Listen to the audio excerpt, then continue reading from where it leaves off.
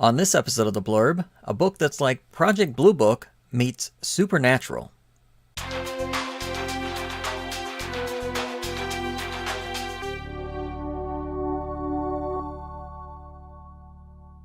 Welcome to The Blurb.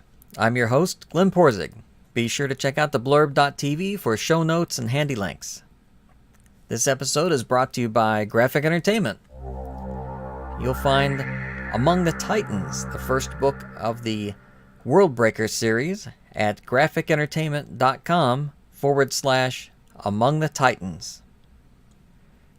USAF veteran and retired criminal investigator C.E. Martin lives in the American Midwest with his wife and 2 daughters, embellishing accounts of supernatural and paranormal happenings he has personally experienced or heard of over his career to create over-the-top tales of two-fisted pulp action.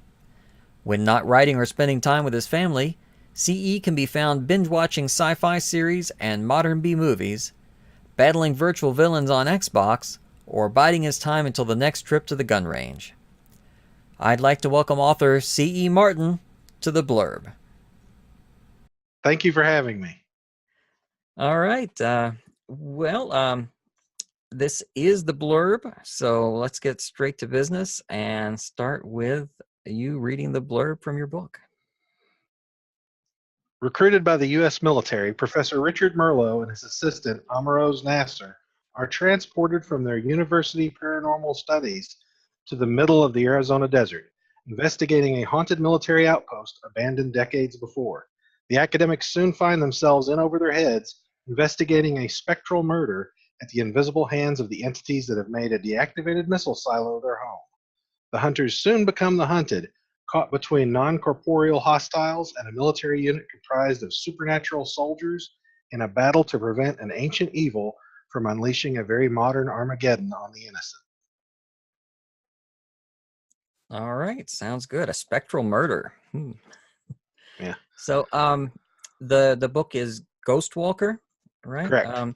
Was that always your title for it, or was that did you have a working title and then? Oh man, that's a good question. This one came out, I think the beginning of 2017. I had to take a pause the end of 2017. I had to take a pause in writing for about a year and a half because we had some family medical things we had to go through.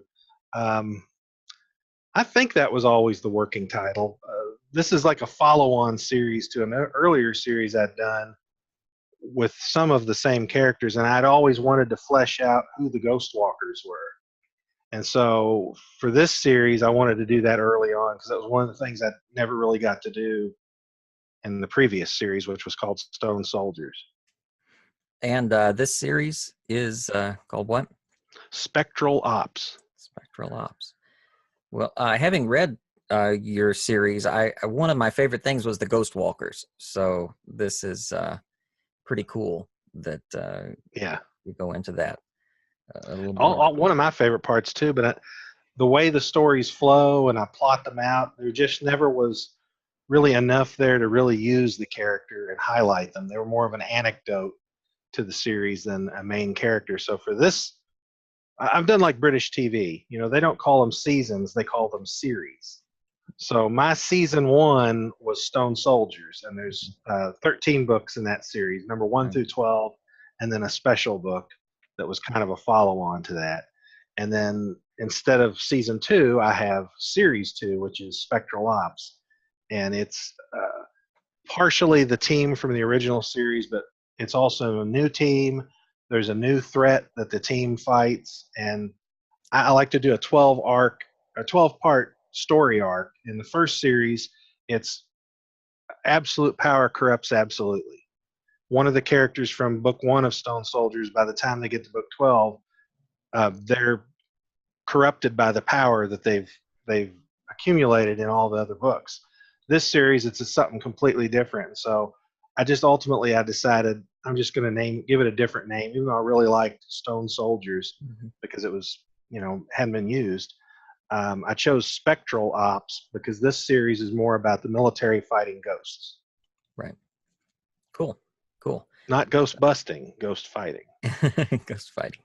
So we just saw the cover, and you want to talk a little bit about what went into that, or for this series, I wanted to do every cover have some kind of different theme to it, and I like the color blue as something spectral, otherworldly, ghostly. A lot of the ghost videos and pictures you used to see always had a tinge of blue. And then, of course, in the 70s, we had Corellian photography, where Mhm. supposedly they could photograph the aura of living things, and it was always blue because I think there was an electrical process applied to a film plate or something real boring like that. But so I like the color blue. Uh, so each book cover, I have to figure a way to work blue into it now. Whereas the previous series, they're predominantly black covers with something in the foreground that could be any color. And so Ghostwalkers in this series are kind of like remote viewers, only instead of sitting safely in a bunker and viewing something on the other side of the planet clairvoyantly, they astrally project. They leave their body like a ghost and they well, not physically, but astrally travel to the site and scope it out. And then they come back. Now, And so they're readers, like a ghost themselves. I would say readers looking for something to compare that to would be familiar now that they've seen the movie Doctor Strange. Right, That's sort right. of what he's doing. Astral projection, right, right. Mhm. Which in the universe that I've created for my book series, remote viewing supposedly we have in the real world. So I had to go over the top with that and do astral projection. Mhm. And so a ghost walker is just the military slang term for it because you have skinwalkers are shapeshifters. And then in World War II, we had ghost talkers, which were the Navajo Marines who spoke the Navajo language that nobody could decode what they were saying on the radio. So I kind of combined the two fiction and paranormal nonfiction together to create the term ghost walker. And as it turns out, I think a couple of other authors have used that phrase also, which I didn't realize until I was like half or two-thirds of the way through the Stone Soldiers series, which I started that one in 2012, and I think I wrapped it up in late 2016, early 2017, something like that. And so on this book cover, I want it to be spooky. So skulls are always spooky. I've got the blue, weird energy around it, which, like many movie posters, doesn't really have anything to do with the book. There's no blue energy in the book. It's all the way I describe the astral plane is different in the book than what your traditional view is, because you got to put your own spin on it. So that's I like the color blue for this series, and Skull conveyed the spookiness of this is sort of a horror, but not really Mhm. book. So that brings us into the genre. What category would someone find this book listed under? That's a tough one. There's so many that I could put it in. I would like to call it a supernatural military thriller, but I had to re-examine that because a lot of the military thrillers have much more military to them. This is a special unit that now, after this is like the 15th novel I've written, less than half the team are military. Mm. So it's military run and it's got military people in it, but a lot of them are not military themselves. So I guess I would consider it supernatural thriller. It's not really horror because you're not supposed to be scared of the bad guys. That's the whole point of this book is the supernatural beings get their butts kicked, so they're not really scary anymore. So readers are gonna, tune in for the adventure aspect more than a horror aspect, even though Right, there's right, there's plenty of horror in the series. right. Especially looking at the book one of the Stone Soldiers. I know there's plenty of Yes, uh, Stone Soldiers started out hard, straight up blood slasher, gory horror, but by the end of it, I tried to make it more psychological. And one of the things that developed as I wrote that series was cliffhangers. I love cliffhangers. And since you're writing about a team, you break the team up because that's what they do in every horror movie. Instead of staying together, they conveniently split up so Jason can kill them individually. So that's what happens in every one of these books. So that allows you to get really good cliffhangers because for one chapter you can follow, Josie and Jimmy, and then do a cliffhanger, and then the next chapter now we're going to go to Mark and Laura, and then the next chapter go back, and so it keeps the page flow going. It keeps the reader on the edge of their seat. I think that's why it classifies as a thriller more than anything else, because it's just cliffhanger after cliffhanger after cliffhanger. Now, what other genres do you write in? Um, I have a weird Western series that I'm going to also revive this year. That's actually sort of a prequel to this series. Some of the characters from this series are in the Weird Western because they're immortals. They've been around that long. So I've gone back and written it, but it's more of a straight up Western. It's a weird Western because it's got supernatural, steampunky kind of stuff in it that would be the focus. So it'd be more like Wild Wild West or Briscoe County, just with magic and mythology mixed into it. And that one's called Outlaws of Olympus, and it's the Greek gods go to the Wild West, the New World. The old world comes to the New World to wreak havoc. And I only got like 3 stories into that. They're about 15,000 word stories. I have a 13-story arc planned.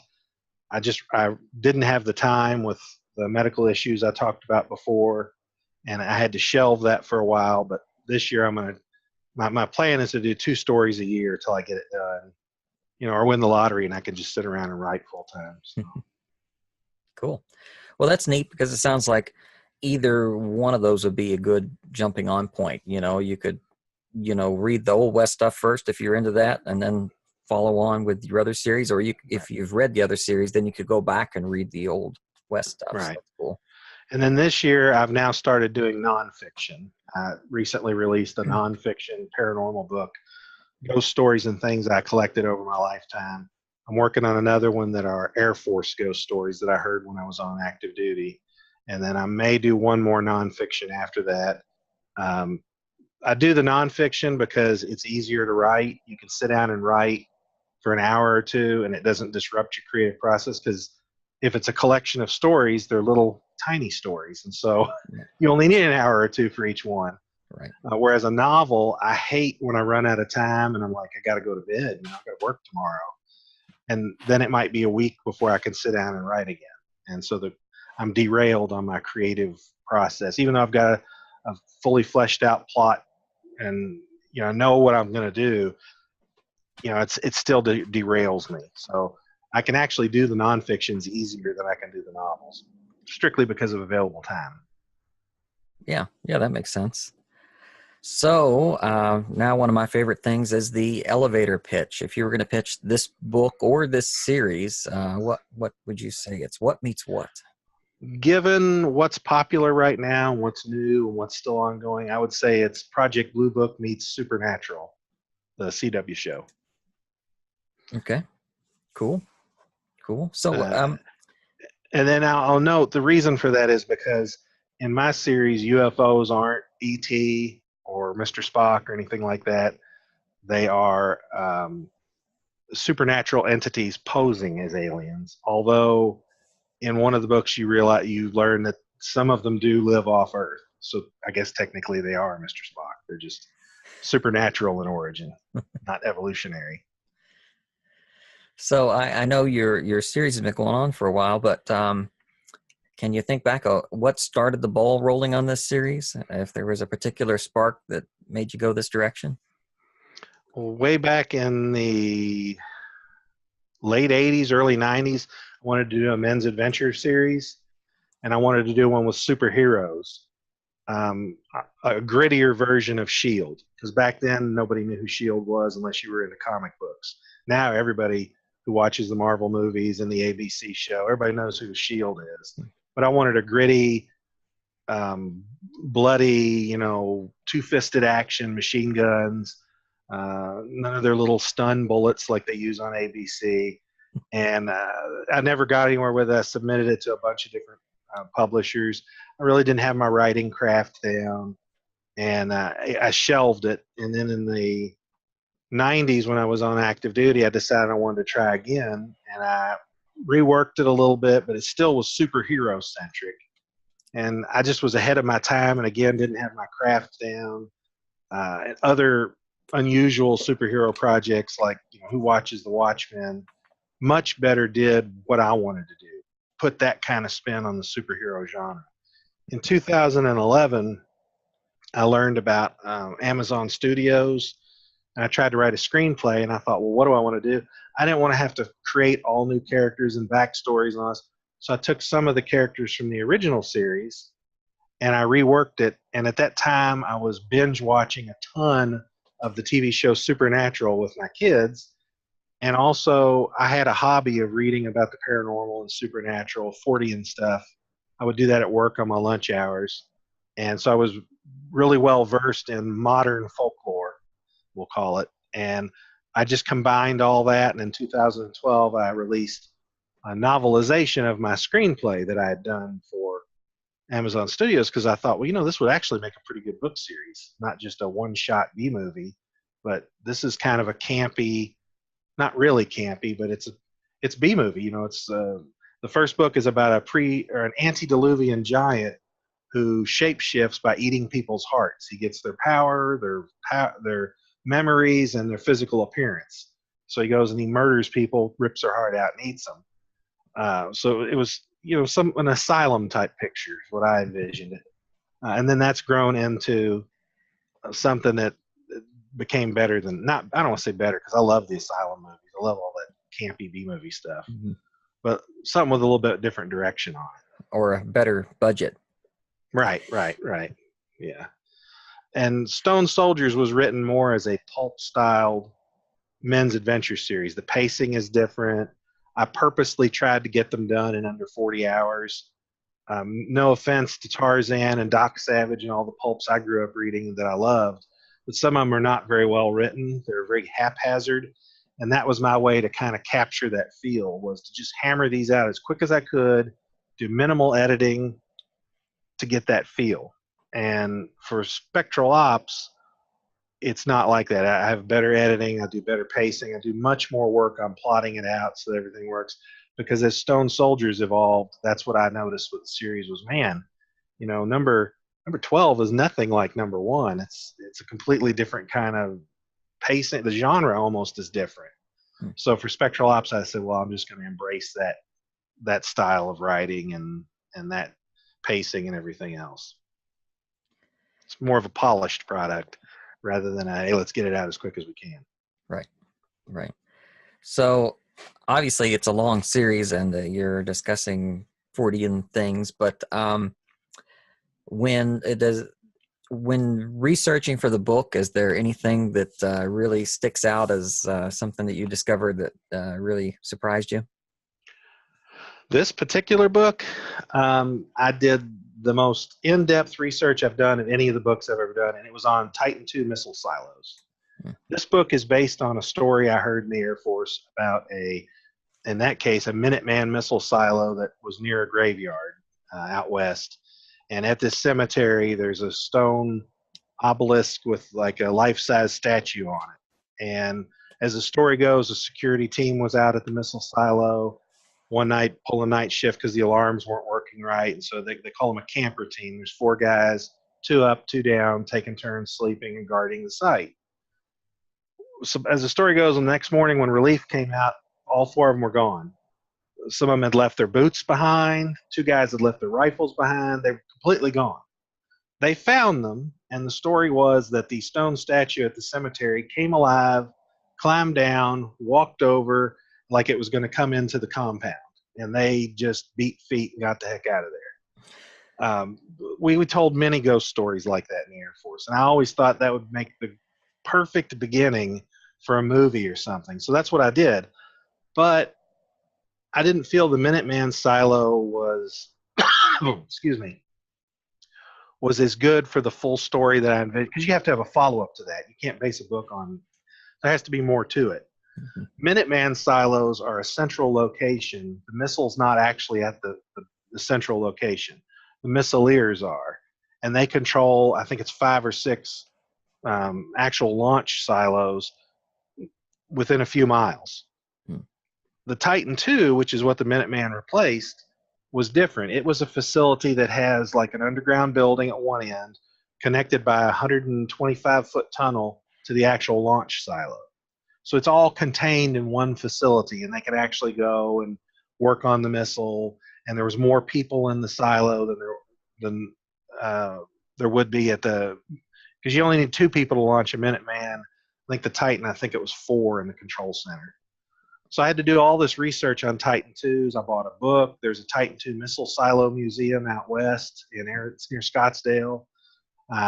Scoured the internet for photos. Some guy fortunately took all these pictures as he walked through it on the tour. So I Awesome. reviewed hundreds of photos. I actually met a guy through you that is a missileer, former missileer from the Air Force. Talked to him. He was going to put me in touch with some people if I needed it. I emailed the museum. I did just hours and hours and hours of research. Watched YouTube videos on. There's a guy on YouTube who bought a Titan missile silo that was decommissioned in Arkansas, and he's been trying to turn it into one of those doomsday shelters. So I watched a bunch of his videos to really get the nuts and bolts of what it's like inside this. And normally when I write these books, I do the paranormal research. Like I might, one book was about a skinwalker. So I learned all about the Navajo skinwalker versus the European werewolf. One book might be about possessions. One book is about the alien structures on the moon that people believe exist. And I had to do a whole bunch of research about that. So this was weird because this one I didn't have to do the paranormal research. I had to do the real world research. And I learned tons of interesting stuff. Now I'm dying to go to Scottsdale and see this missile museum. Yeah, that would be fun, especially, after going through all that to write your story set there, to actually visit the location. And so Yeah. in this case, this particular book, especially the setting is really unique. Oh, it's totally and critical. important. Yeah. Yeah. When I was in the Air Force, I worked night shift most of the time. And you're outside driving around, and on both bases I was at, the bases almost shut down at night sometimes. And it was just creepy to be out there. But then we had areas that really were shut down. In Germany, we had a munitions area that was being phased out of use, and we were the only 2 guys there. And so you're cruising around this site with all these closed up bunkers. Some of them have been emptied, some of them still have stuff in it. There were buildings I would go in that I don't want to say abandoned, because they were still Air Force property and still maintained, but nobody was assigned to. And it just always got me how weird and creepy those locations were, particularly on third shift. So a missile silo that's been decommissioned and is no longer in use, even more so. And so this, for a contained thriller, I can't imagine a better location than a deactivated missile silo. But I had to one-up it. And so in my story, the missile silo wasn't deactivated. It was abandoned and sealed up. They just ran away and left everything as it was and closed it up because of something that happened. And now, 50 years later, the military has to go back in because the statue coming alive and attacking some guys that were guarding the site. You read the book, you'll find out the setup there. That's also based on a true story. I knew a guy who had served in Italy, and he told me a story about how there was near one of the bases he was at, there was an old Nazi base that was a bunker, and for some reason the Italians had sealed it up instead of destroying it. And when the Americans were there, the silo had been opened, I guess, to verify there wasn't toxic. I don't know why they opened it, but as security police, or as we're called now in the Air Force, security forces, like to do, they went where they weren't supposed to go, and they went inside it and walked around. And my friend was telling me how people's plates and cups of coffee were still sitting out. I mean, they're all disgusting because it's, all these years later. Charts. I mean, it was literally like everybody inside it had just poof, vanished, and the Italians had sealed it up. And so I always thought, man, that must have been creepy as hell, because where'd they go? Why did they? I assume they had to run away because the Americans were coming. And then rather than go in there and mess with it, the Italians just said, lock it up, put a chain on it. We'll get to it later. And then they never did. So I tried to combine those 2 great stories and have a Titan missile silo that, the missile's out, but we just close the rest of it up. We're not going to take the electronics out. We're going to take anything. It's there. Mm-hmm. Which in real life violates a treaty we had with the Soviets, but for a story, it's cool. Yeah. So, avoiding too many spoilers, you want to tell us a little bit about some of the characters in the story? Well, the military unit is a mix of different types of supernatural soldiers. There's a lead soldier, the general in charge of it, who is the classic pulp character. He's way over 6 feet tall. He's broad shouldered, super strong, semi immortal. He's been doing this for 60 years. Then you've got his granddaughter, who's a psychic who can do any psychic power, not just one or two, but she has to rotate through them. She can't use them all at once. And then her husband, who she met in the first series and they ended up getting married, he's a werewolf. He can turn into a werewolf at will.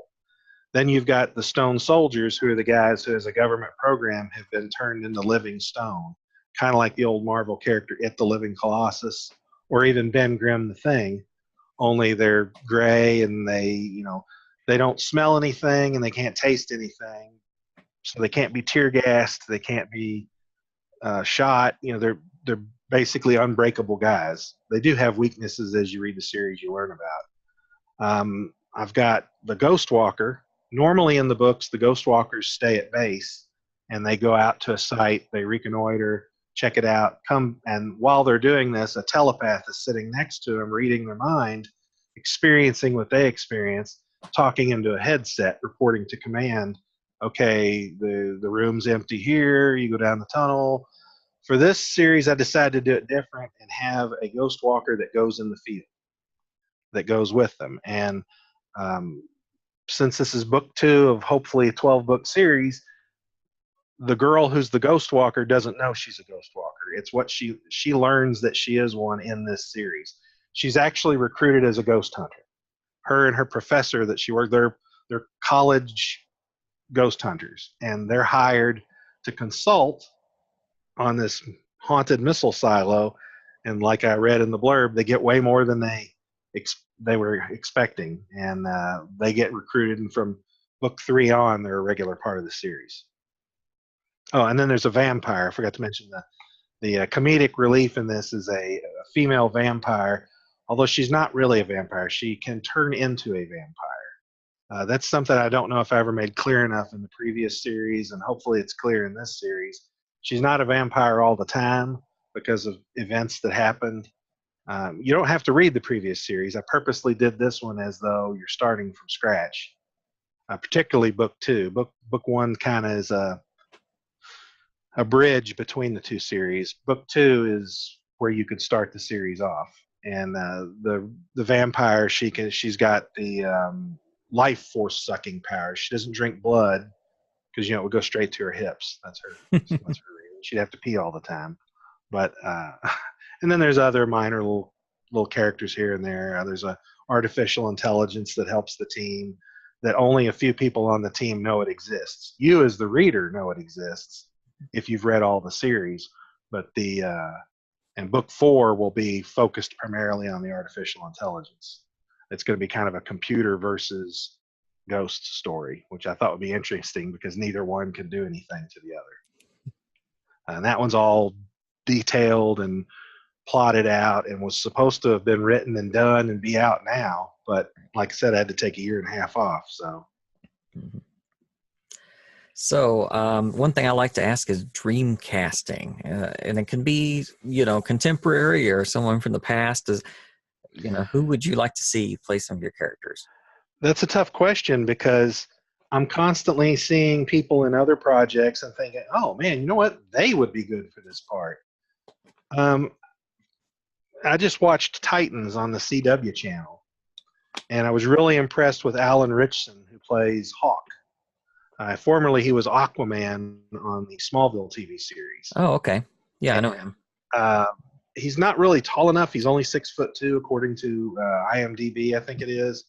But of all the actors I've looked at, I think he would be the best for the General, because the General looks like he's in his 30s. He's really almost 90 now because he's stuck in he's why I call him almost an immortal is because he doesn't age. He could be killed, but he doesn't age because of the curse that's on him that prevents him from changing. He gets flamethrowered, all his hair melts off, it all comes back cut to the length it was before. he's stuck in the. And then there's a running joke in the series. He didn't eat breakfast that morning, so he's always hungry because he skipped breakfast and then got cursed. So he's constantly eating candy or a candy bar or something like that here and there. And it's just a little minor detail I put in. The vampire has become the star of the series. The feedback I get from readers, they like her the best. I actually killed her off in one of the books, and so I had to bring her back, which wasn't difficult. It's a supernatural series. That's a tough one. Probably Karen Gillan, I think, would play it best because this is a character that's supposed to look like the sweet girl next door who would never say a profanity or anything. And Karen Gillan totally plays that, but she's an amazing actress. The vampire doesn't act like that. She acts kind of like a slut, and she's the traditional Bride of Dracula style acting. So I would probably go with her. Or there's a gal on Westworld that I think would probably be able to do it. Ingrid Bolsow Birdow. I'm reading these from a list because I actually keep a list on my phone for this. Oh, cool. Because it pops in my head. One of the Stone Soldiers, I don't know the actor's name. He was in a movie called Roderick Rules. It's one of the Diary of a Wimpy Kid movies. He plays the older brother, Roderick. Even my kids were like, "Oh my God, that's Victor. That's totally him." Yeah. There's a scientist that helps the team. I kind of lean towards John C. Riley for him. I mean, I could. There's quite a big team. I could go through a lot of folks here. I've actually got a list where occasionally, because that helps me when I write. If I could picture a particular actor or role, Laura Olson, I subconsciously wrote her to be like River Song from Doctor Who. I didn't realize it until I was watching an episode 3 or 4 books into the series after she'd made her appearance in the series. I was like, oh, wait a minute. That's the same personality type and mannerisms that I gave the vampire. That's where I got that from subconsciously. Okay. So, yeah, so it does help to have a face in mind. So you don't have to do all that work fleshing the character. That's why I like series too. You don't have to flesh the characters out over and over again. You just keep using the same people, and you can develop the characters more over the life of a series. I think it's too hack to crush all this character development into one novel. That seems to be what everybody wants to do in movies now. Oh, the character has to have his progression, and Superman doesn't progress. He's been around since the 30s, and he's still Superman. He hasn't really changed. I don't think you always have to have character development. But if you are going to do it, I don't think you should squeeze it into one particular adventure. It should be over the course of adventures. Mm-hmm. So, is there something you would consider a soundtrack to your book, either a song that reminds you of this book or the series, or just something that you like to listen to when you write? Actually, I have a list of those also because as I write, I like to listen to music. My favorite composer is Michael Giacono, the guy who did the soundtrack to Lost, and many other great shows. I think he worked on the King Kong trailer or a newest Kong movie. I've got a bunch of soundtracks and I put them on a playlist and I can play them. And then like if I'm writing an action sequence, I might say, oh, you know what? I'm going to listen to the Terminator 2 score while I'm writing this part. Or, this is the part of the book where they're exploring, stuff hasn't really started happening yet. I'm going to listen to Kong, Skull Island, or John Carter, Warlord of Mars. Yeah, I have different tracks. As far as music goes, I love Suicide Squad. I know a lot of people give it a lot of crap. I think it's a fantastic movie.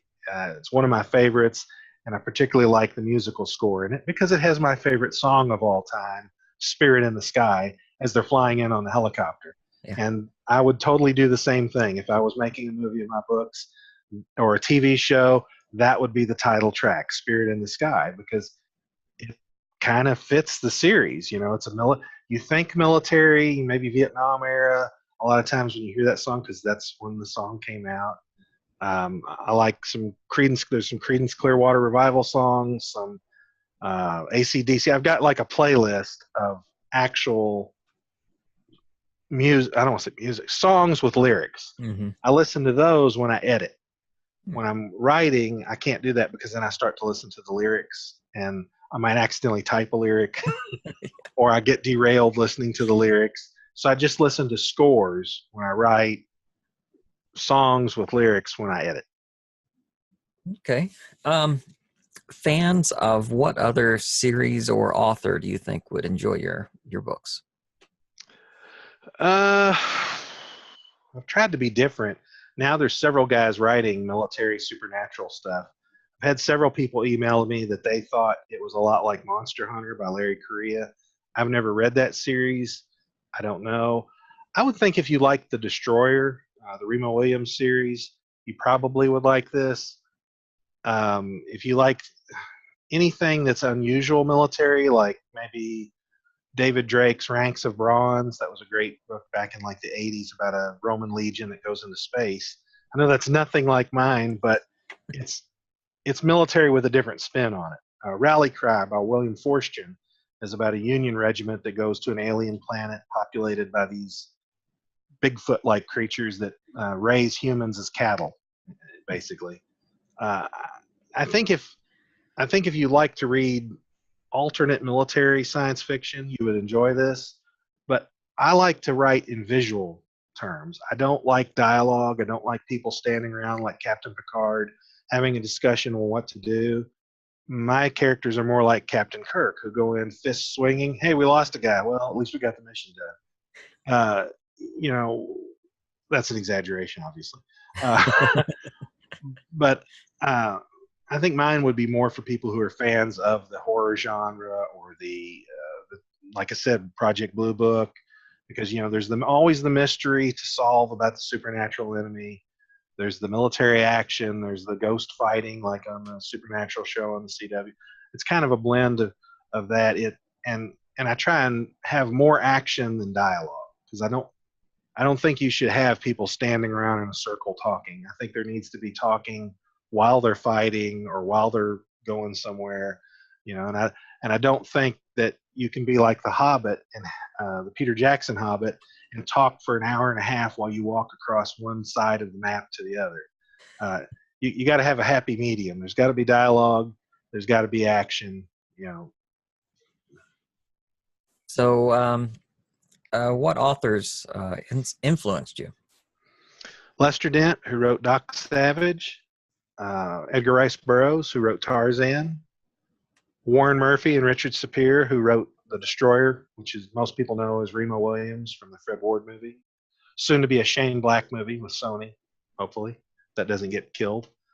Um, and probably Brian Lumley, who wrote a great series that started with a book called Necroscope, and it was about psychics fighting vampires during the Cold War. The Soviets have a vampire, the British have a guy who can talk to the dead. One of the most influential books I've ever read. It was great, even though it was like 600 pages. I Yeah. couldn't put it down. It was fantastic. Mm-hmm. Why it's not been made a movie is beyond me, or like a Netflix show. As the series went on, it got a little too, erotic-y, vampire-y for my taste. They steered away from the spies and concentrated more on the Narnia vampire type stuff. Let's go to another world where vampires rule. No, let's just stick back with the spies. I like the spy stuff. Let's go back to that. So I would say those were the biggest influences of my writing style for this. Yeah, Necroscope was fantastic. I bought all the books. I don't know if I made it very far because they were really big books. They were Yeah. really big books. And he's a former British military officer, I believe, or maybe he was enlisted, but he was in the British. I think that lended some authenticity to it and made it flow better. Mhm. So I know as a writer, it's hard to find time to read. Is there anybody you're reading right now? Most of the stuff I read these days is paranormal, so-called nonfiction. Uh, I say that because some people go, it's all made up, and then other people go, no, it's not. Let's call it non. It's intended to be nonfiction, whether you believe in ghosts or Bigfoot or UFOs. The writers intend it to be nonfiction. I enjoy reading those. Um, It's like in my book Stranger Than Fiction that I did recently.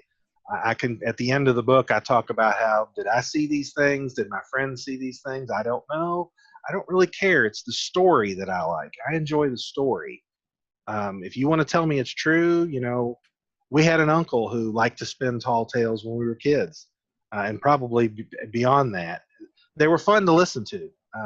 Whether it's true or not, I'm not really concerned with that. I want to hear a good story. And so I like to read the modern folklore, which is what I view that. Thunderbirds, the Bosnian pyramids, out of place artifacts, Mhm. hauntings. I love all that stuff. I read it. I don't tend to read a lot of the books. I like to read the websites where people write articles or they write their own stories. I enjoy those more than getting a book that's by one person with one person's view, and they've got a particular direction they want it to go in, and I'm not getting counter viewpoints like I can get with articles where there's comments from people, or paranormal forums where people can discuss and have discussions. I enjoy reading that a lot more. I wish I had time to read more just conventional fiction, but the TV gets me on that, because a good story doesn't have to be in a book. It can be a visual story, Mhm. a movie or a television series. We live in a glorious age of great TV and great movies. You go back and you watch something like The Greatest American Hero, my favorite TV show of all time, and it's horrible. I mean, I still like it. The $6 Million Man is just almost unbearable to watch because of the leisure suits and everything. Yeah. But And they're I so still enjoy slow. it. They're so Yeah, slow but compared to. oh yeah, this pacing is horrible, and they just really. I feel like in the '70s and '80s they hadn't really figured things out. And then when you look at TV, like for instance Smallville, I think that holds up still today as just an incredible. Briscoe County Jr. is right on the cusp of. I think that was 1993. It's good. I enjoy watching it. I'll get it out every couple of years and watch it again. But I can see where there's room for improvement. Whereas some of the shows in the 2000s that I go back and rewatch, I'm like, man, this is just the only thing that could be improved here is maybe the special effects. Mhm. Story wise, I think these are right on the money. Mhm. Cinematography, and I, I feel like they've pretty much done what they can with the visual medium. They don't need to improve it anymore. They just need to keep telling great stories. Which brings me to, is there a particular movie you've seen lately that you really enjoyed, or a new series you're binge watching that you Titans was recommend? incredible. I just finished binging that yesterday, and I was expecting it to be complete crap. I'm not a DC fan. They, other than Suicide Squad, most of the DC movies have been a disappointment for me. Going all the way back to Christopher Reeves as Superman, I always thought he was too skinny. He's a great actor, Mm-hmm. and for its time, it was a good movie. But it wasn't Superman to me. I didn't enjoy it. And I compare the modern Marvel movies. Like Ant Man to me is the perfect comic book movie. It's humorous, it's fast paced, it tells a good story, the characters are likable, they're wisecracking. It's awesome. Ant Man 2, almost as good. Spider Man Homecoming, again, that's what a superhero movie is supposed to be. I'm hoping that Shazam will be that good. My kids like to watch stuff like Teen Titans Go, which, as I explained to them, you realize this is a parody of comics, right? They're making fun of themselves. And it's a great cartoon. There's awesome references that I'll have to explain to them. Well, back when I was a kid in the comic books, this character, da, da, da, I'll explain the jokes to them that they otherwise don't get. So I didn't think Titans would be very good. I mean, Flash is okay, and Mm-hmm. Arrow's okay. They're too young adulty for me. Mm-hmm. I don't enjoy them. But Titans, man, it was right on the money. I mean, Smallville is bright and youthful because that's what it's about. It's about Superboy.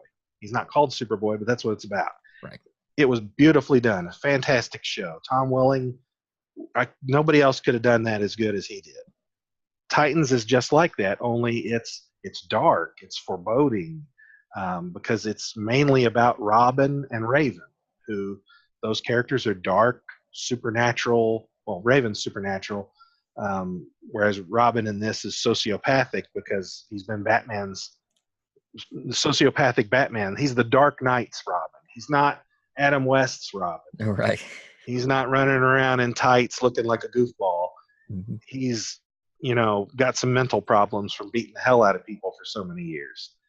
And uh, if DC doesn't take note of how good this series was, they're really missing the mark, because it was better than anything Marvel's done. And I know there's going to be people listening to this go, "You're crazy," but I really, for the story they told, and I know it's not a complete perfect adaptation, I thought it was fantastic. I can't wait for the next season of it to come out. I'm worried that it's going to be like Constantine, which also was really good. Could have been better. Mm-hmm. Constantine was fantastic. Not really a superhero show, because he's not really a superhero, but Right. And it only lasted one season. What? I thought that Constantine really hit its stride on that last 2-part story arc. The last 2 episodes, I was like, all right, this is it. I want a whole season of this. And then it was over. Yeah. Yeah. Now he's a recurring character on the young adult superhero shows that CW runs. And that's great. I'll watch those episodes because I like to see Matt Ryan playing the character. Mm-hmm. But there are rumors popping up right now that he may be back. They may be bringing Constantine back, but it's just they really should. I mean, now everything supernatural is so in vogue. People love ghost hunter shows, and why would you not? And Supernatural's just been renewed for its 15th season. Crazy, isn't it? I mean, Charmed is back. I think the Archie show, I can't remember what that, Riverdale, I mean, doesn't that kind of have a supernatural bent to it? It seems to. There's a supernatural theme. I wouldn't say if there really is. Kind of like Twin Peaks. Mm-hmm. And they brought Twin Peaks back, and it's even more supernatural than it was before. It was a hint of supernatural before. Now it's like kind of acknowledging it. Mm-hmm. X-Files came back. Why would you not keep Constantine going? Particularly if you could have other DC characters come in. So that's the kind of stuff I like to watch. That's the kind of stuff I like to write. So, do you have any strange or unusual hobbies? Not much anymore. I Xbox. Every once in a while, I can sneak out to the gun range, which is all the better since several of my guns were paid for with royalties from books. I built an AR-15 that I bought a new piece for it every month to assemble it, and that was without book royalties. Since I had to take a year and a half off writing, my sales have slumped. I'm not doing promotion like I used to, and now I can afford ammunition with royalties. I gotta dive back in, get my sales back up, and then I can buy more toys. So, I know you started quite a while ago. Have you always wanted to write, or what got you into? Yeah, I think back in the 1985, I read about the ghostwriters for the series The Destroyer, and I was amazed that you could write a series, not have to have anybody know who you were, and get paid for it, and do that as a regular job, because they were churning those out every 2 to 3 months. Doc Savage in the 30s, those came out once a month, once every 6 weeks. And I'm like, man, that would be awesome to write stories like this. And because comic books come out every month, but you don't get to write as long of a story because it's got to be illustrated. The idea of getting to write a novel 6 to 12 times a year, that's great. I would love that. And unlike modern television, I don't have to do it by committee. I don't need 10 other people to help me write a novel. I can do it all by myself. I thought that's when I really wanted to be a writer. And then I've written every once in a while. I'll write for a few years. I'll quit because life gets in the way.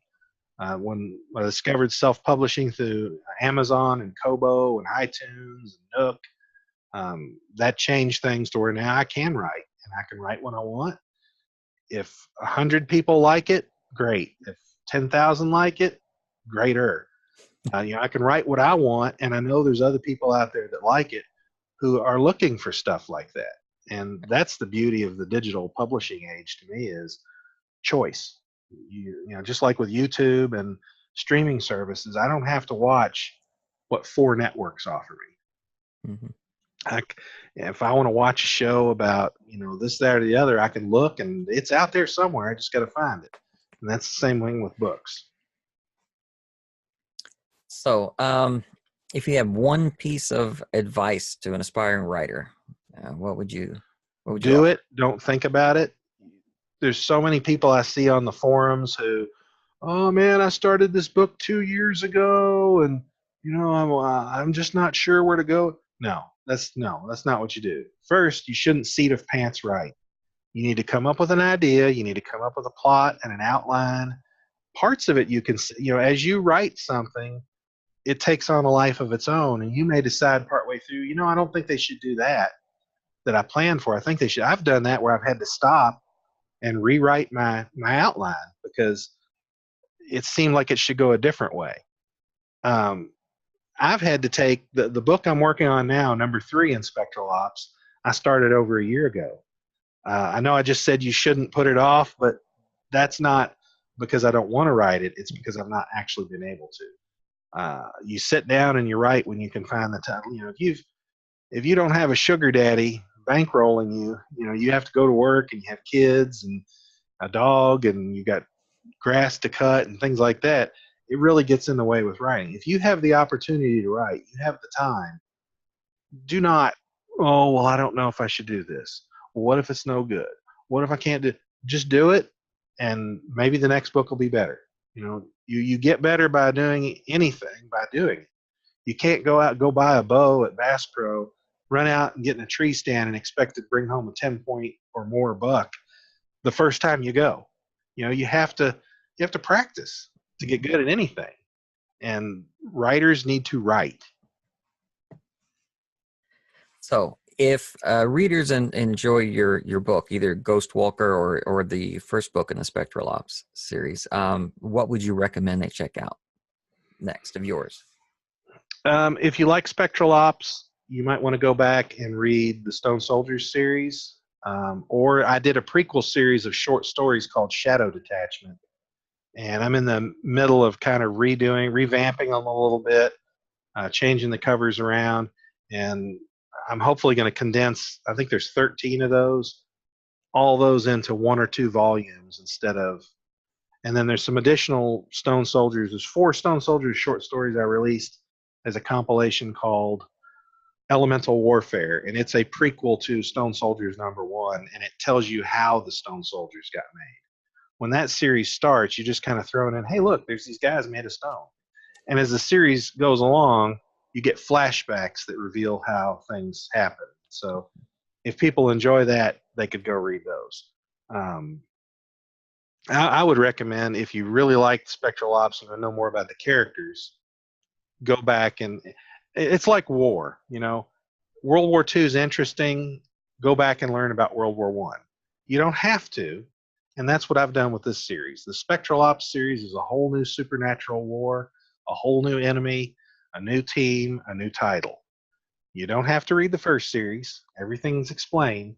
But if you really, really, really like these characters, go back and reread the former series and learn more about All right. So it sounds like you're working on book 3. them. No. Island of the Damned. Okay.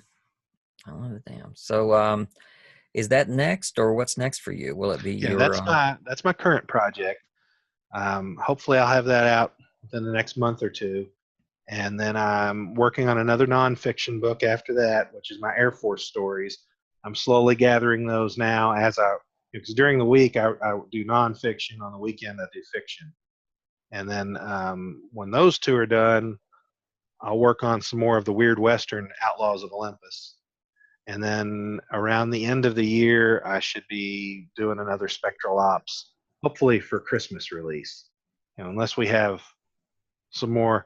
My daughter had some medical problems that had to be addressed, and I also I fell down my steps and messed my ankle up in into 2017. And you would think, oh well, you're off your feet, you'd have all kinds of time to write. Yeah, but when your ankle hurts really bad and it's propped up and you're frustrated because you can't go do anything, that kills the creative process. I know a lot of people would say, "Oh, you write through it." Well, yeah, you can, but I don't think it creates as good a product as Right. if you are passionate about your writing. Um, So yeah, that sidetracked me quite a bit. Plus, I had to go to physical therapy for my ankle. So Now it sounds like your series are available. Are they available wide and ebook? And yes, what I generally do is I release on Amazon as a Kindle Direct offering first, which means if you have Amazon Prime, you can get the book for free. or unlimited Unlimited, Amazon Kindle Unlimited. I'm sorry, Kindle Kindle Unlimited. Unlimited. Yeah. And then after 90 days, then it goes wide on iTunes, Kobo, wherever, Smashwords. There's so many of them now. I have to actually sit down and look at a list to rattle them all off. That also gives me the time to get them set up to release them. Right. Because it's, when you're just releasing on Amazon, it doesn't take but like, half an hour to plug all the fields in and click the button to upload it. But you get to multiply that by like 6 or 7 other sites, and it's time consuming. Yeah. And then I do the print traditional Dead Tree editions. I do those also after 90 days. So the first 90 days, the books are always digital only. And I know some people insist on paper. That's just because they don't have as cluttered a house as I do. Boxes and boxes of books that I've read them. I probably will never read them again. They just take up space. Whereas on my smartphone, I can carry all 126 Doc Savage books on the phone. If I wanted to read them again, I could. Right. So I prefer digital, but I'm not going to force it on anybody. And the first book of the Stone Soldiers is available as an audiobook as well. Is that right? Right. I had a project in the works to get the Shadow Detachment prequel series that I mentioned, have those done in audio, and then continue Stone Soldiers. That got delayed because my narrator got delayed with some other projects, and so it will eventually get done. I just have to wait for her projects to clear up, and then she'll resume work on that. Cool. All right. Sounds like you keep busy. What would be the best website for people to find your stuff? PunchTheRabbit.com. Okay. Okay, and PunchTheRabbit.com. the reason it's called Punch the Rabbit is because it's a military series, so you got to have all kinds of cool military lingo. Like for example, when they suspect that there's, or when they confirm that there is been a nuclear detonation, the word that's used is nuke flash. If you suspect that there's a security breach at a priority resource site in the Air Force, you do what's called a covered wagon alert message. And it's covered wagon, kind of like circle your wagons, I guess is where they get it. The military's got tons of these: bent spear, broken arrow. Right. Everybody knows broken arrow from the John Travolta movie. Right. I've got a whole series of Mystic Thunder, and I've got all these made up ones for the book series. And when I was trying to decide on a newsletter name and a blog name to update people on the series, I started thinking, well, when I was in, we didn't actually use that stuff in everyday lingo. For one, it would be confusing because you can't talk about, did you see that nuke flash yesterday?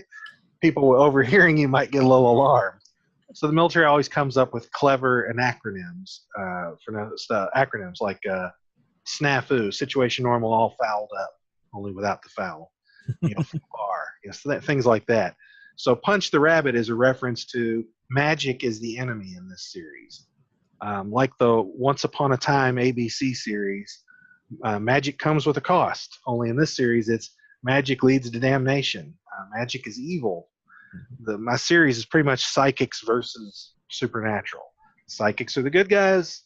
The supernatural stuff are the bad guys. And so Punch the Rabbit is the expression the military guys would use, come on, man, suit up. It's time to go. We got to go punch the rabbit. We got to combat the magic. So, and oddly enough, the domain name wasn't taken. So punchtherabbit.com is the official blog, or you can just go to the website about the book series, which is spectralops.com. Also not taken, although there really is a Spectral Ops, and it has to do with satellite imagery that the It's some command in the military that uses satellite spying and stuff, I guess, for strategic planning purposes. Very hard to find much out about it because they tend to keep that kind of stuff kind of hush hush. But I was really shocked. I'm like, whoa. Normally, when you Google Spectral Ops, it's medical stuff Oh, because yeah. they're, they spectral analysis and stuff like that. So, but there is a military thing. Just like shadow detachment, there really is a shadow detachment because one of the drones the military has is the Shadow, and so the detachment that uses those drones is the shadow detachment. Whereas my shadow detachment is the team in all these books, and that's their unofficial name, the shadow detachment, because they fight the shadows. So there's all. I think I also have the domain of shadowdetachment.com, and that will direct you to the prequel stories. It's all the same website. I just have like 6 different domain names to send you in the same direction. It's kind of a catch-all site. Mhm. But the blog that is very infrequently updated is punchtherabbit.com. There will be new entries on that in April for this year's A to Z blogging challenge. There'll be something new every day talking about the paranormal in the book series. Cool. Well, it sounds like you've got a lot of great stuff, a nice back catalog, and lots of stuff planned for the future. And like you said, you've recently started doing the nonfiction as well, which would be a nice tie-in for your series too. So sounds like you've got a lot going on. I'm really glad you were able to join us today. Thank you. Thank you for having me. I'd like to thank author C.E. Martin for being our guest on this episode of The Blurb, and I'd like to thank you for tuning in and joining us. If you're interested in our guest's latest books, be sure to visit theblurb.tv for all the links. And if you've enjoyed the program, be sure to share this with your friends and remember to hit like and subscribe so you never miss an episode. You can follow us on YouTube, Twitter, or your favorite podcatcher. You can support the show by visiting our sponsors, buying our merch, or shopping with our affiliate links. And as always, thank you for your support, and I'll see you next week with another new episode.